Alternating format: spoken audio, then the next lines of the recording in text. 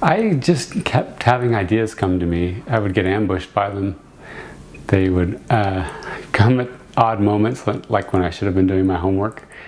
I would scribble them down on scraps of paper and write them out later and think, well, when I'm old and retired, I'll get published. But I was fortunate to get published sooner.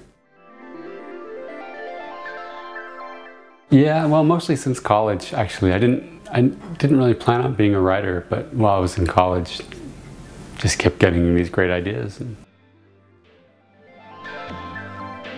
I met a publisher. I met a gentleman who published a series of books, and he was in a writer's group that I joined. He offered to publish one of my manuscripts. It was an interesting experience because he died the day we were going to print my first book. So I got a crash course in marketing and publishing in order to finish the project.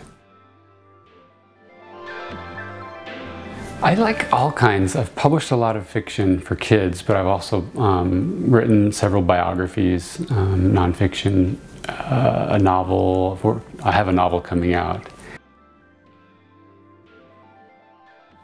Some can be written really quickly. I remember writing one story out in about 20 minutes.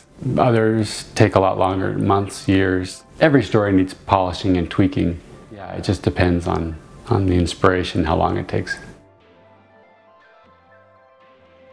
Things that I've experienced, things that I've observed, things people say, I'm constantly writing down on scraps of paper, things that I've heard that I think are clever, and they give me ideas for all kinds of things.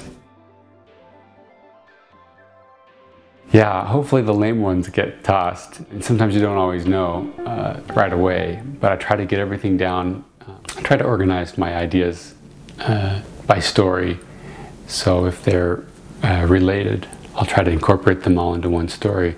And then as I'm putting them in, or as I'm reading through, I see, oh, that's gotta go, that's gotta go. And rewriting is part of being a writer, and you have to do it dozens, scores of times before the story is ready.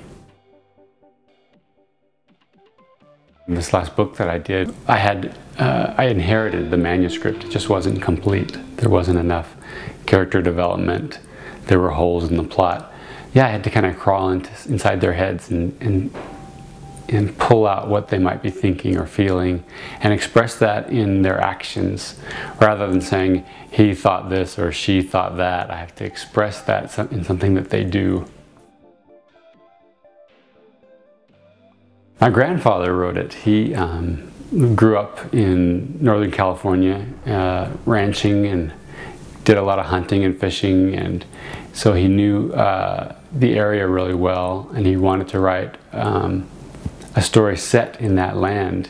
He used great language. It's just that the manuscript wasn't quite whole yet. My first book was through a company called String of Beads.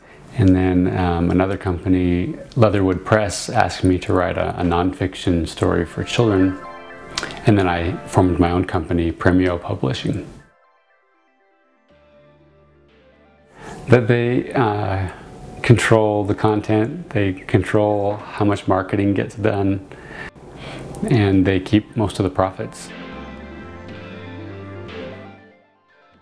Yes, and I think that's normal. You submit a manuscript, and if the publisher is interested, they usually wouldn't just print it offhand. They'd probably come back with some suggested ideas or changes. You go back and forth, working through until both are satisfied that it's an outstanding product. This one coming out this month will be my 14th. But with online titles, I have different language versions of a lot of my books, so all told I have about 40 titles online. I love them. I think there's advantages to both. There's something to having the physical book in your hand, having the experience of going through the pages, going back to a favorite page, but books don't always go everywhere easily, and digital books can go places where a physical book might not be easy.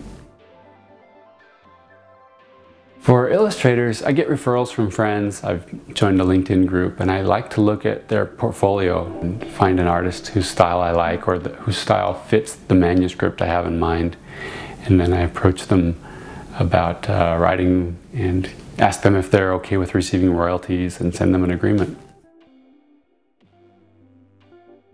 Just finished this novel set in Western Nevada during the Silver Rush. It's quite an adventure. I'm really excited about it. I'm working on some biographies and some more children's books and Spanish and bilingual books. Absolutely.